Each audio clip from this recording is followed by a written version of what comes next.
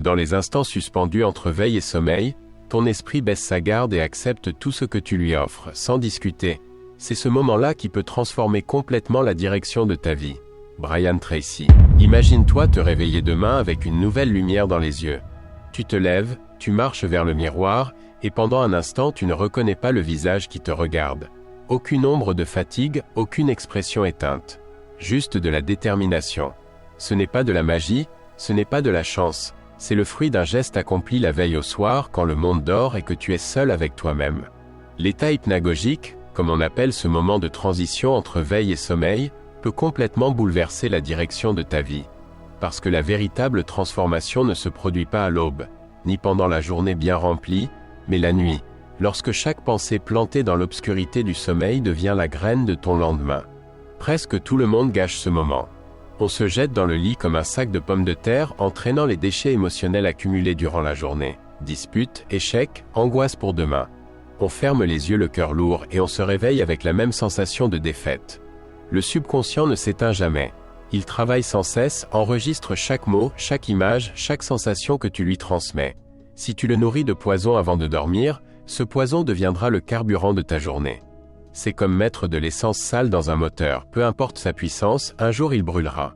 Brian Tracy et les études neuroscientifiques l'expliquent clairement. Les dernières minutes avant de t'endormir sont le moment le plus puissant pour reprogrammer ton esprit. À ce moment-là, le subconscient ne discute pas, ne filtre pas, ne critique pas. Il reçoit et obéit. Si tu t'endors en te disant que tu ne vaux rien ou que ta vie est un désastre, demain ton esprit cherchera des preuves pour le confirmer.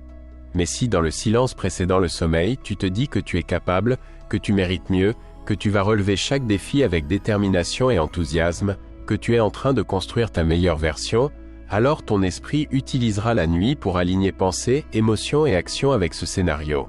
Ces intentions précises sont comme un GPS. Elles t'indiquent toujours où aller, même en pleine tempête. Nous avons grandi avec des mots et des peurs qui ne nous appartenaient pas, mais que nous avons entendus tellement de fois que nous les avons crus vrais. Chaque soir, sans nous en rendre compte, nous les avons renforcés. C'est comme courir en montée avec une pierre attachée dans le dos. Tu peux t'entraîner autant que tu veux pendant la journée, mais si chaque nuit tu la remets sur tes épaules, tu n'iras jamais loin. Ce fardeau se manifeste justement à la frontière entre veille et sommeil, quand l'esprit baisse ses défenses et absorbe tout. À ce moment-là, l'esprit est une terre fertile. Chaque pensée plantée là grandit sans s'arrêter.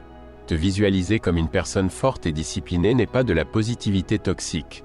C'est un ordre direct à ton cerveau. Répéter nuit après nuit, cela change la perception que tu as de toi-même. Et quand change la manière dont tu te perçois, tout change. Une personne qui se voit puissante marche avec assurance. Une personne qui se sent fragile chute au premier obstacle. L'image que tu nourris avant de dormir devient le scénario que tu joues au réveil. Le problème, c'est que presque tout le monde transforme ce moment en décharge mentale. On fait défiler son téléphone jusqu'à l'épuisement, on écoute des infos toxiques, on s'endort avec des disputes et des problèmes en tête. Puis on se demande pourquoi le réveil ressemble toujours à une défaite annoncée.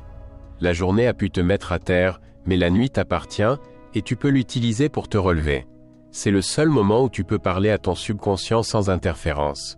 Le silence intérieur est la porte d'accès à ta vérité personnelle. Ouvre-la, et tu utiliseras la nuit pour construire, pas pour détruire. Pas besoin d'y croire. Tu peux même ne pas croire à tout cela, mais je te conseille d'essayer car un petit miracle peut se produire. Le cerveau va là où on le pousse, car il ne fait pas la différence entre expérience réelle et imagination. Il prend note et s'oriente en conséquence. Si chaque soir tu dis « Je suis fort »,« Je n'ai peur de rien, rien ne peut m'arrêter », ces phrases feront partie de toi et cesseront d'être de simples intentions. Et quand elles deviennent un fait en toi, elles deviennent un fait autour de toi. Une personne qui se sent puissante agit avec puissance, sans attendre d'approbation ou de conditions parfaites. C'est comme un athlète qui visualise sa course, lorsqu'il court, son corps suit un scénario déjà vécu 1000 fois dans son esprit. Le subconscient ne cherche pas la vérité objective. Il travaille pour confirmer chaque intention que tu matérialises dans ton esprit, que tu répètes avec assez de force pour qu'elle devienne ta nouvelle identité. Ne pas protéger ni diriger ta nuit revient à laisser le chaos écrire ton avenir. Cela signifie abandonner ton pouvoir à des peurs et des souvenirs que tu aurais dû brûler depuis longtemps. Cela signifie permettre au passé de revenir chaque nuit et d'infecter ton lendemain. Mais chaque nuit est une page blanche. Tu peux la remplir de gratitude, de vision et de décision, ou bien la salir avec de la colère et des rancunes. Chaque choix que tu fais est un investissement ou un autosabotage.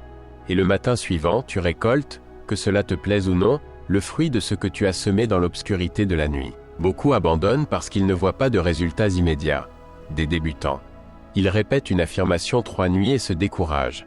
Mais l'esprit ne change pas sur un coup de tête, il change par constance. Tu ne bâtis pas un corps athlétique avec une seule séance de sport, et tu ne construiras pas un esprit solide avec un seul essai. C'est comme vouloir apprendre à jouer d'un instrument et abandonner après 3 tentatives. Le changement exige de la discipline et un respect absolu pour ces minutes avant de dormir. Chaque nuit est une brique dans la construction de ta nouvelle identité. En manquer une, c'est laisser une fissure dans le mur, et ton ancien toi trouvera toujours un moyen de revenir. Tu veux essayer? Très bien. Alors chaque soir, éteins tout et fais taire le bruit. Respire et parle à ton esprit comme un leader parle à ses équipes, avec fermeté, clarté, vision. Je suis en paix, je grandis. Mon esprit travaille pour moi. Demain je serai plus fort. Répète des phrases comme celle-ci, nuit après nuit, ces pensées deviendront ton identité. Et une identité forte construit une vie forte. Tu n'as pas besoin de conditions parfaites, commence ce soir. Ce rituel sculptera ton caractère comme la pierre. Un esprit qui s'entraîne chaque nuit à la grandeur ne peut pas vivre une vie médiocre. Tôt ou tard, l'univers devra s'aligner. C'est la loi invisible qui régit tout changement réel. Le travail, les relations, les choix. Tout commencera à refléter ton nouveau toi. Chaque nuit, tu as 2 choix. Aller te coucher en victime ou en créateur de ton histoire. Chaque phrase que tu répètes est un coup de ciseau sur la statue de ta nouvelle identité. Le changement n'est pas un éclair, c'est une flamme que tu allumes chaque nuit. Tu vas le faire? Si oui, écris ce soir dans les commentaires et fais-le. Ou bien tu te seras menti à toi-même et à nous tous. Et ce ne serait pas le bon choix. Car la nuit, si tu la protèges et la diriges, devient un feu capable de réduire en cendres chaque ancienne version de toi. N'attends pas des conditions idéales. Les conditions idéales sont aujourd'hui. N'attends pas la motivation, la discipline bat toute motivation. Honore ta nuit car c'est là que se forge ton jour. La vidéo que tu vois en superposition est parfaite pour continuer ton voyage de croissance et de découverte, car souviens-toi toujours, honorer la nuit rend libre.